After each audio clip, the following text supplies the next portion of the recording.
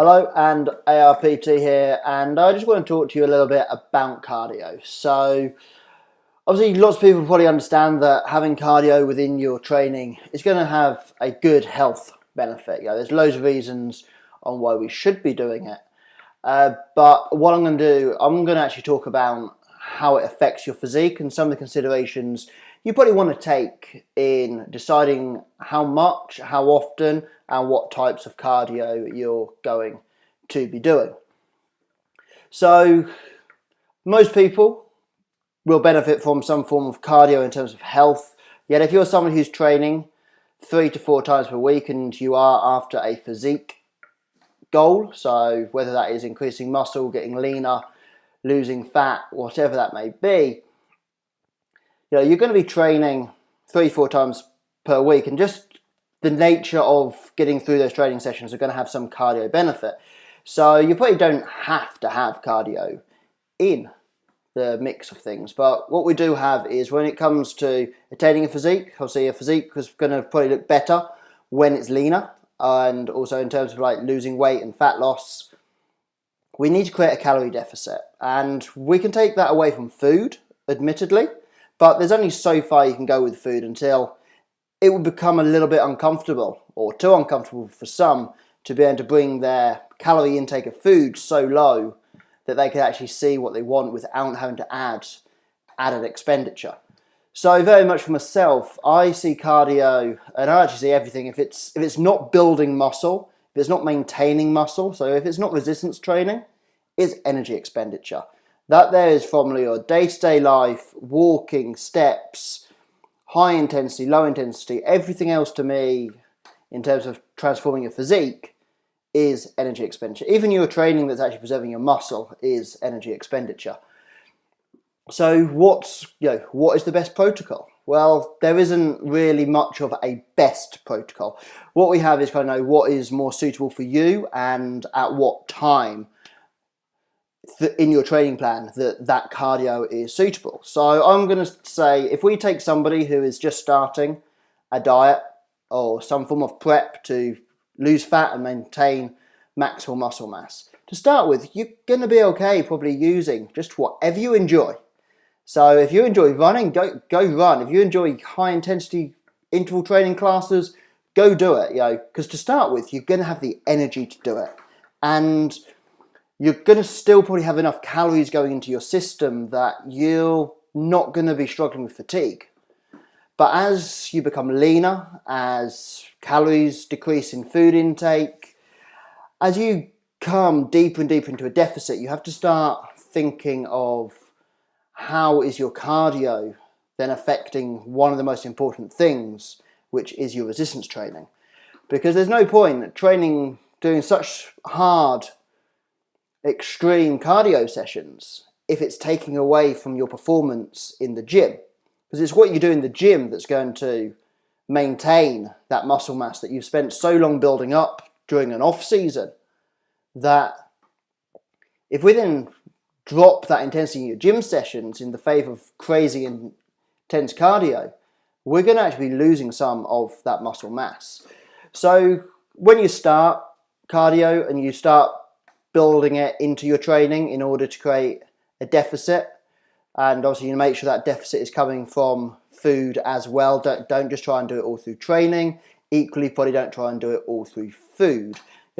Have a balance so it's coming from a little bit of both. But as you become leaner, as you become more depleted, certain protocols aren't going to be as suited. So taking something like high intensity interval training, it takes a lot of energy in order to give your max. HIIT training needs to be 90% plus of your heart rate, of your maximal heart rate.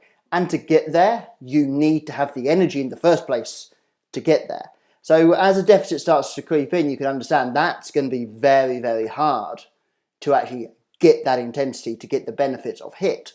To start with, it's fun, it's quick, it's short, and it will probably do the job for your first couple of weeks of dieting.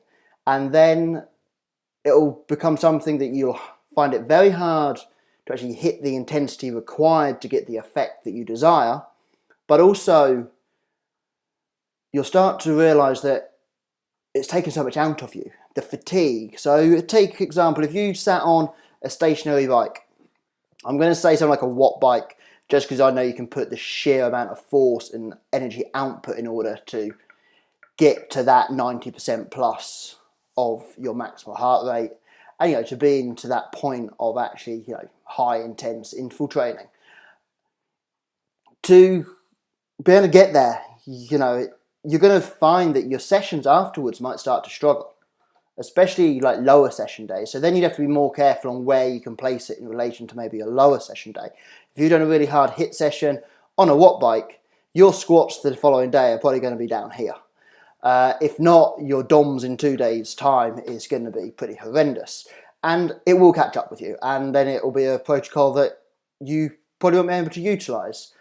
So then people will start to go more into a LIST protocol. So low intensity, steady state exercise. Yes, it takes longer, but you haven't got that massive fatigue and it won't take as much away from your training sessions. And yet again, you'll situate it where it won't have a big effect maybe on a lower body day. And then we also look at things like increasing steps and daily activity. It's something that I wouldn't say it's easy, because for some people it can be very difficult, but it's a very low intensity way to get some added calorie expenditure. And going for a walk probably isn't going to take away and annihilate your lower body sessions. It's probably not going to give you loads and loads of fatigue. And to be fair, if your diet's getting deep and you are in some form of like contest prep, it's pretty good just to get out there and clear the mind.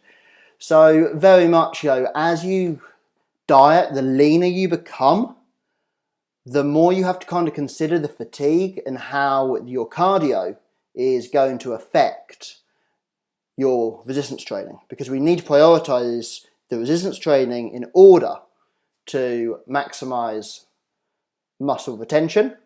Because if we're taking too much away via cardio that we can't then perform in the gym, we're going to start losing muscle. So that's just a couple of things to consider when approaching cardio. There's no right or wrong, and everybody will always have their own preferences. But you'll find that although you can probably start with a higher intensity, as you become leaner, you will need to probably go to more lower intensity methods. And low intensity does normally mean that you're going to have to spend a little bit longer doing it.